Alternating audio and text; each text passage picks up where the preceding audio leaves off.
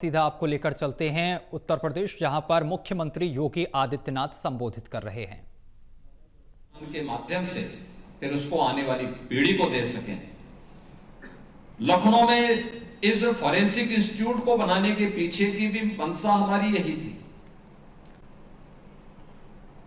क्योंकि भारतीय संस्कृति इस बारे में हमेशा इस बारे में आग्रही रही है कि आनो भद्रा कर्तवो यंतु विश्वत, यानी ज्ञान के लिए अपने चारों ओर के रास्ते खोले रखो। कहीं से भी कोई अच्छी चीज आती है, अच्छी बातें आती है, तो उसके लिए सभी दरवाजे आपके खुले होने चाहिए। आप बंद मत करिए।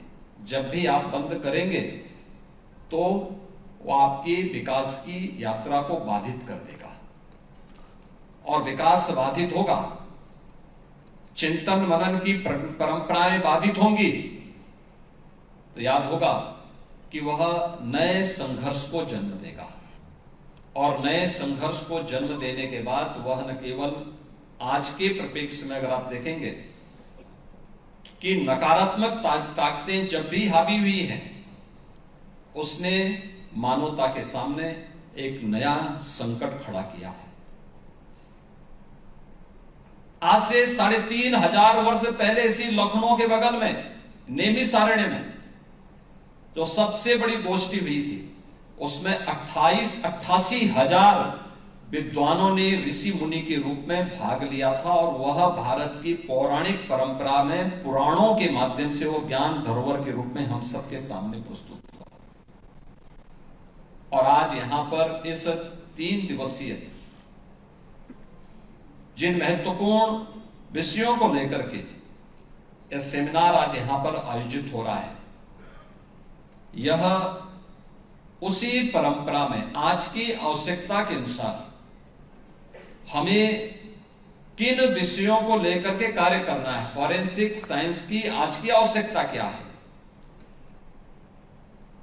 साइबर फ्रॉड से बचने के लिए और नेशनल सिक्योरिटी में उसकी आवश्यकता को ध्यान में रख करके हम कैसे उन चुनौतियों को फेस कर सकते हैं, इन मुद्दों को लेकर के, या फिर उन ड्रोन टेक्नोलॉजी के और रोबोटिक के उसके लाभ और उसकी चुनौतियां क्या हैं, इन सभी मुद्दों पर यहां पर एक किसी नए मंथन को जन्म लेकर के आप वर्तमान की चुनौतियों के अनुरूप समाज को तैयार कर सकेंगे, ये मैं विश्वास के साथ कह सकता हूं। और इसका लाभ न केवल देश की सबसे बड़ी आबादी के राज्य की जनता को, बल्कि यहां की पुलिस फोर्स को भी उसके अनुसार अपने आप को अपडेट करने में मदद मिलेगी।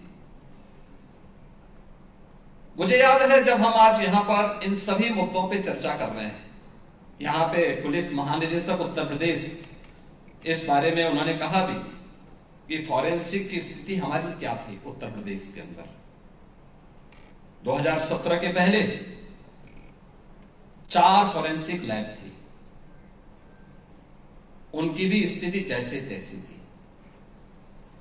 क्या कारण था कि कोई दुर्दांत माफिया अपराध कर रहा है। मेरी एक बार यहां पर उच्च न्यायालय से चर्चा चल रही थी। मैंने कहा यहां पे बताओ अपराध का जो सबसे पुराना मामला हो कितना पुराना है, तो मैं 2017-18 की बात कर रहा हूं। उन्होंने कहा कि 52 वर्ष पुराना। तो मैंने कहा तो मेरी उम्र से भी ज्यादा बड़ा है, यानी उतना पुराना अपराध हुआ है और उसको आज तक सजा नहीं हो पाई। सजा होने की कोई स्थिति भी नहीं थी, क्योंकि जब तक सैंपल कलेक्ट करके लैब में जाते थे और उसमें कई दशक लगते थे उसके परिणाम आने में, तब तक सैंपल खराब हो चुका होता था।